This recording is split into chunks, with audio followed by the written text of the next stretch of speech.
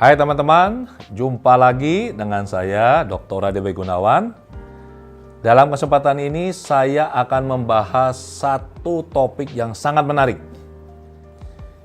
Saya akan membahas teknik bagaimana cara membantu anak untuk bisa berubah dengan cepat.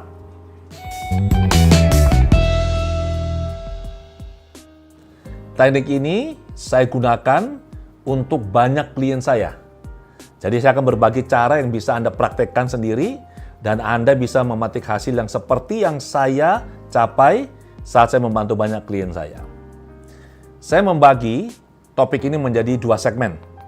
Segmen pertama, saya akan menerangkan hal-hal yang perlu Anda ketahui dan pahami. Menjadi landasan pemahaman agar supaya Anda bisa melakukan tekniknya nanti yang saya jelaskan di segmen kedua. Jangan Anda nonton segmen kedua langsung, nonton dulu, saksikan dulu, pelajari dulu segmen pertama ini. Setelah mengerti, barulah Anda mempelajari segmen keduanya. Anda siap? Kita mulai. Jadi begini teman-teman, kita sebagai orang tua tentu sangat berharap anak-anak kita ini tumbuh berkembang menjadi pribadi yang baik, pribadi yang percaya diri, mandiri, sikapnya positif, karakternya oke, rajin, kemudian disiplin, ramah, penuh empati, memahami orang lain, suka membantu, dan masih banyak hal lain yang positif yang kita harapkan ada dalam diri anak, benar gak?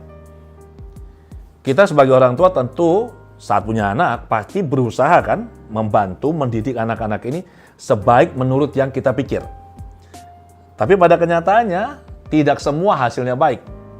Ada anak yang hasilnya oke, baik, cukup baik, ada yang buruk, ada yang memprihatinkan kondisinya.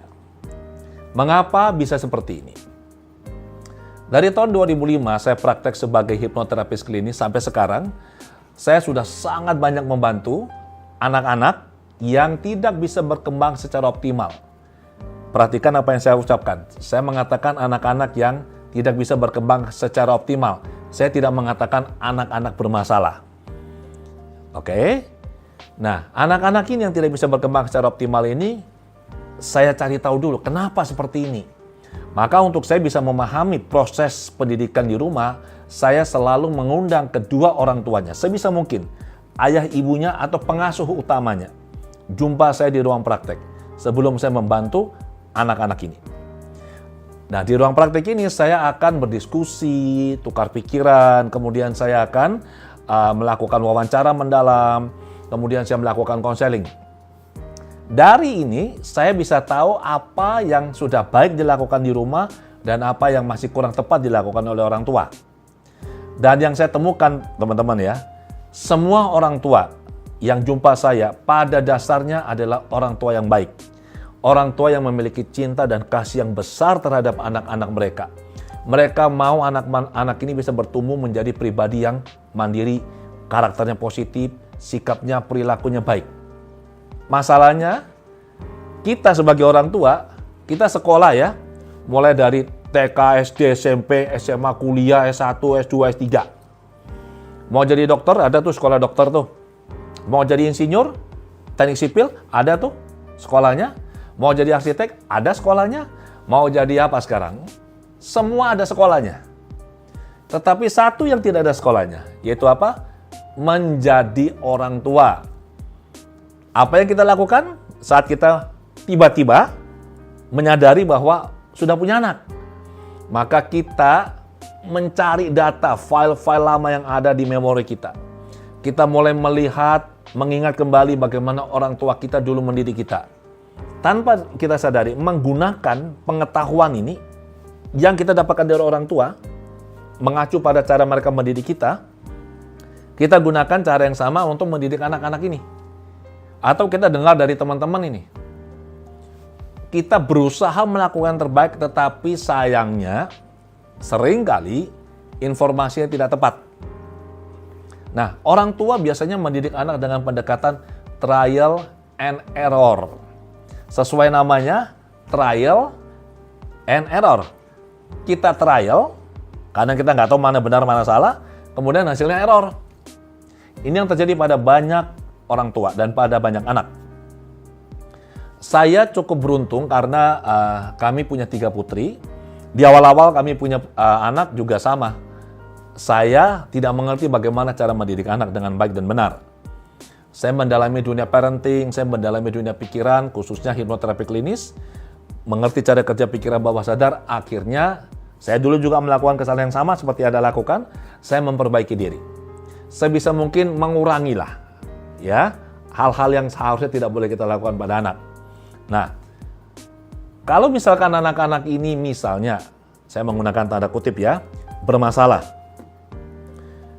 Anak-anak yang belum bisa berkembang optimal, butuh dibantu. Apa yang harus kita lakukan? Untuk bisa membantu anak ini teman-teman, kita perlu tahu bagaimana proses konstruksi diri mereka. Bagaimana anak-anak ini terbentuk. Dari ilmu pikiran, usia 0 sampai 3 tahun belum ada pikiran sadar. Anak-anak beroperasi hanya dengan pikiran bawah sadar. Nanti di usia 3 tahun, barulah pikiran sadar mulai aktif. Terus berkembang, nanti dia akan sangat kuat di usia kurang lebih 13 tahun. Tapi mudahnya teman-teman, 0 sampai 6 tahun, ini anak-anak beroperasi mayoritas dengan pikiran bawah sadar. Dalam kondisi ini, anak-anak akan menyerap apapun yang mereka terima. Perlakuan, ucapan, tindakan, kemudian pesan-pesan, apapun. Yang diperlakukan pada mereka atau yang mereka lakukan, yang dibiarkan, yang dibiasakan, itu akan terekam dengan sangat cepat dan sangat kuat di bawah sadar mereka, membentuk pola dan membentuk diri mereka. Nanti setelah di atas usia 6 tahun, itu barulah mulai proses pembentukan anak ini melalui proses pengulangan, repetisi. Jadi perhatikan benar ya, 0 sampai 6 itu anak mendownload apapun ini. 6 ke atas lewat repetisi. Di atas 13 tahun di mana pikiran sadarnya sudah sangat kuat, itu sangat sulit kita untuk mengubah mereka dengan cara biasa.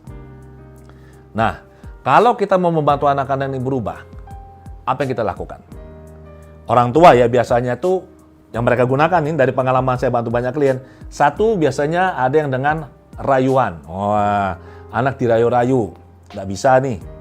Ada lagi dengan sogoan. Oh, diumpan ini. Kalau Anda melakukan ini nanti dikasih sesuatu. Anak tuh disogok.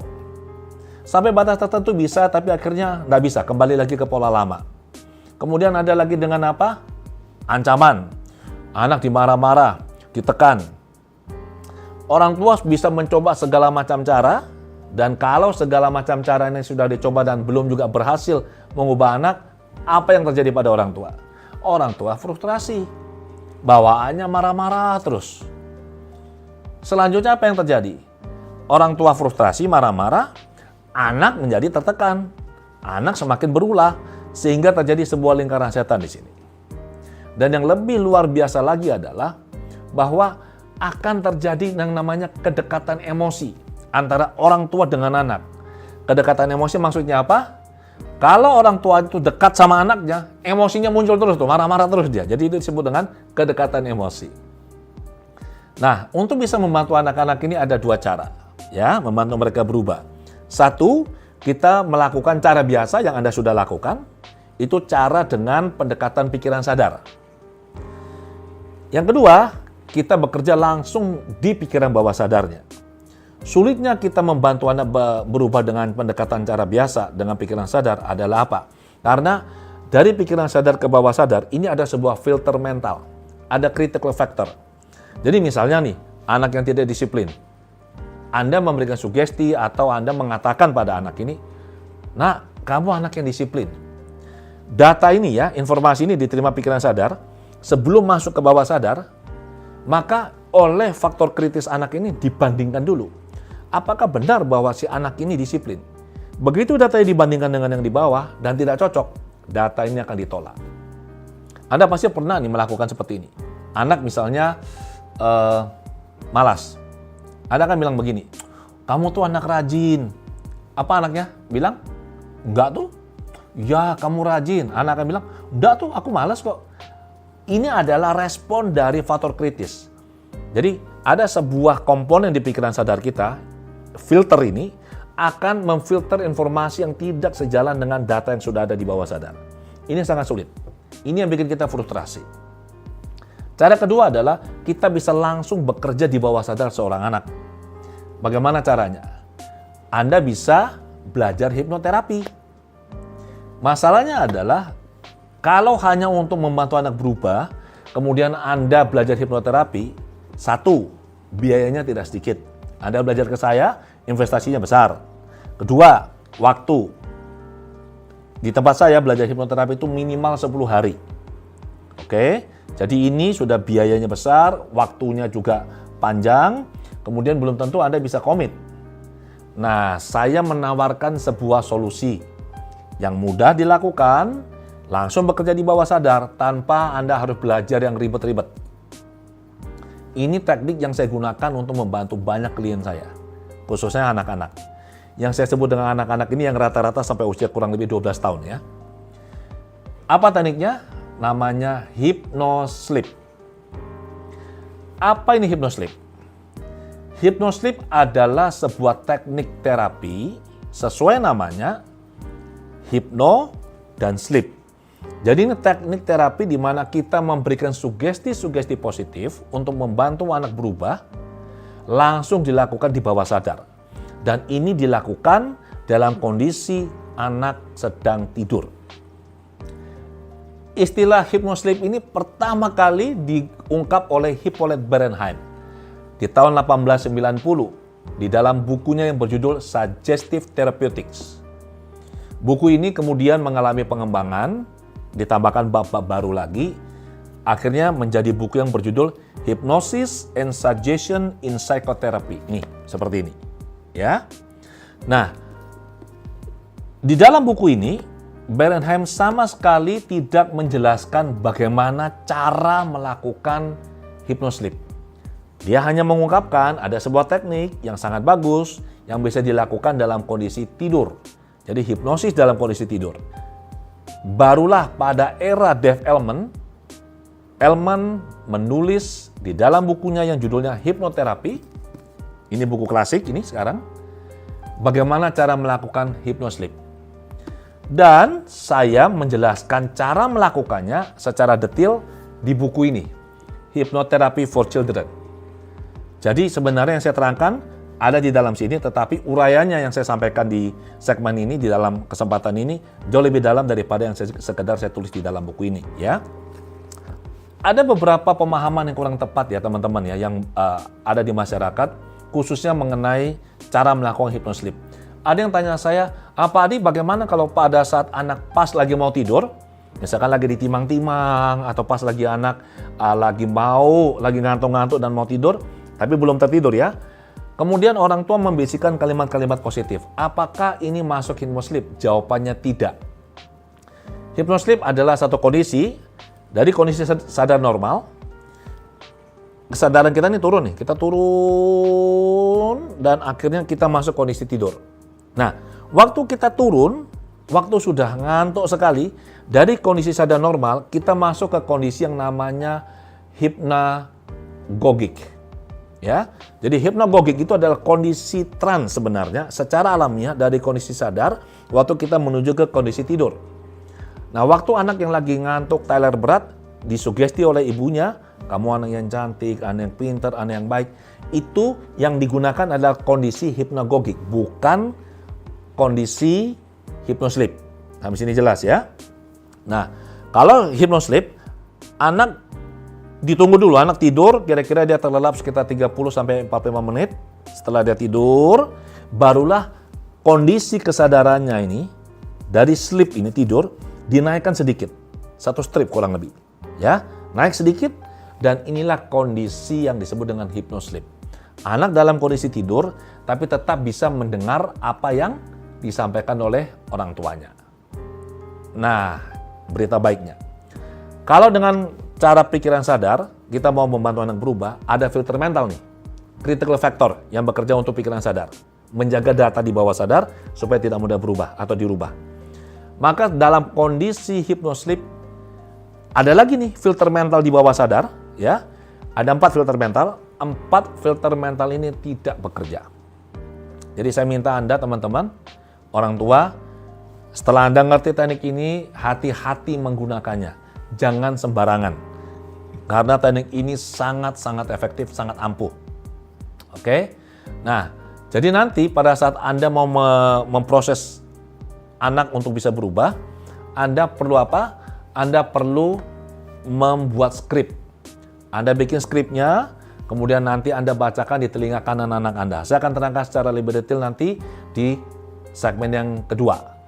Satu hal juga yang perlu diperhatikan adalah apabila misalkan skrip ini singkat, maka waktu Anda membacakan skrip ini pada anak, Anda bisa ulangi 5 kali. Tapi kalau skripnya panjang, ya sudah dibacakan cukup 1 kali.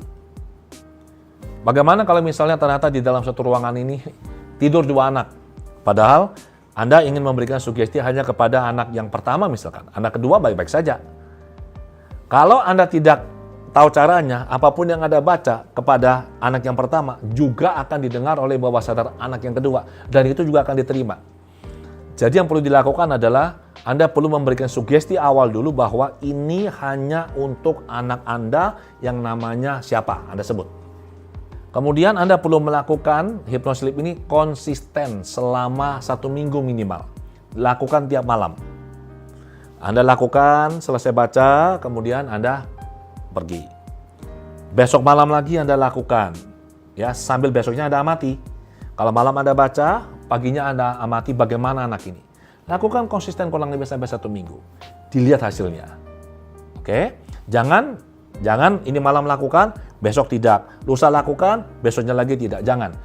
Anda perlu konsisten melakukan ini. Kemudian jangan direkam. Anda perlu membacakan skripnya langsung kepada anak Anda di telinga kanannya dia.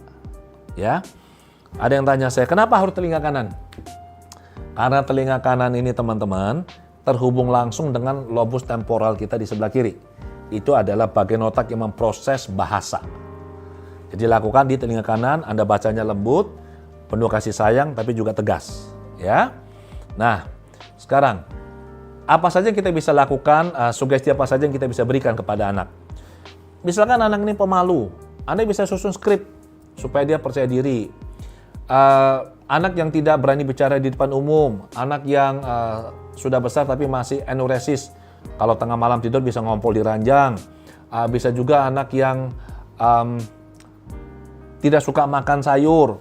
Banyaklah. Intinya ada hal-hal tertentu yang kita ingin bantu anak berubah, kita bisa lakukan melalui teknik hypnosleep ini. Ada satu cerita ya, salah satu murid saya dulu sekali, ini anaknya masih kecil, kira-kira sekitar umur 5 tahun, itu perlu latihan. Jadi harus merangkak untuk menyeimbangkan otak kiri otak kanannya dia. Ya, dia ada sedikit masalah di otaknya. Dan anak ini harus dilatih. Anak kan biasanya malas nih untuk latihan ini, ya, merangkak. Jadi sama papanya, ini murid saya, setelah saya menjelaskan teknik ini di pelatihan saya, di kelas hipnoterapi, bapaknya nyusun skrip. Kemudian anak ini dikasih sugesti. Hypnosleep. Sugestinya begini. Misalkan anaknya namanya Budi. Budi, besok kalau mama minta Budi latihan merangkak, Budi langsung merangkak dengan penuh semangat. Dengan hati senang. Diulangi 5 kali. Ya, ingat ya, sugestinya begini. Budi, besok kalau mama minta Budi latihan merangkak, Budi langsung melakukannya dengan semangat dan hati gembira. Setelah itu, dia tinggal anaknya. Besok pagi apa yang terjadi? Dia dekati anaknya. Kemudian, si murid saya ini bilang gini, ayo Budi sekarang latihan merangkak. Kira-kira anaknya melakukan enggak? Enggak. Dia ulangi lagi. Dia bingung loh, kenapa sudah dikasih skrip sugesti, katanya langsung masuk ke bawah sadar, kenapa anaknya tidak melakukan? Skripnya tidak tepat. Skripnya kan bilang begini, besok kalau mama minta Budi latihan merangkak. Sedangkan yang kasih perintah kan papa. Akhirnya dia sadar apa yang terjadi, dia panggil istrinya, akhirnya istrinya memberikan perintah pada anaknya. Begitu si mama kasih perintah, anaknya langsung latihan merangkak dengan senang hati. Jadi teman-teman, skrip ini penting untuk diperhatikan. Ya, jangan sampai keliru memberikan skrip sugesti. Sebagai penutup segmen ini, bagi Anda ibu-ibu yang mendengarkan, mempelajari teknik ini, ada berita gembira bagi Anda. Anda bisa melakukan hypnosleep ini pada suami Anda. Caranya sama. Pastikan dia sudah tidur lelap, kemudian Anda bisa memberikan sugesti yang Anda inginkan ke telinga kanannya. Bagaimana cara melakukan sugestinya? Ini saya terangkan di segmen berikutnya ya. Ada satu teman saya cerita ini, bahwa istrinya ternyata paham mengenai hypnosleep. Suatu hari entah kenapa tiba-tiba dia bilang dia ada perasaan, ada dorongan untuk membawa istrinya ini ke toko perhiasan. Dia nggak pernah nih, jarang sekali lah dia bawa istrinya ke toko perhiasan. Tapi entah mengapa malam ini dia bilang ada dorongan yang sangat kuat dan dia membawa istrinya ke toko perhiasan padahal istrinya nggak mau. Dia memaksa istrinya untuk beli perhiasan. Dia belikan. Setelah dia beli, dia bilang sama saya, dia bingung. Kenapa ya saya kok tiba-tiba punya keinginan atau dorongan untuk membelikan istri saya perhiasan? Terus dia bilang gini, jangan-jangan ini saya dihipnosleep sama istri saya. Nah, temannya yang lain, seorang wanita mendengar ini. Kemudian temannya ini, si wanita ini mencobakan kepada suaminya. Ya, suaminya si wanita ini. Jadi apa yang dilakukan? Pada saat suaminya tidur, si wanita ini bilang begini ke suaminya. Sugestinya ya, buy me diamond, buy me diamond, buy me diamond. Dia ulangi 5 kali.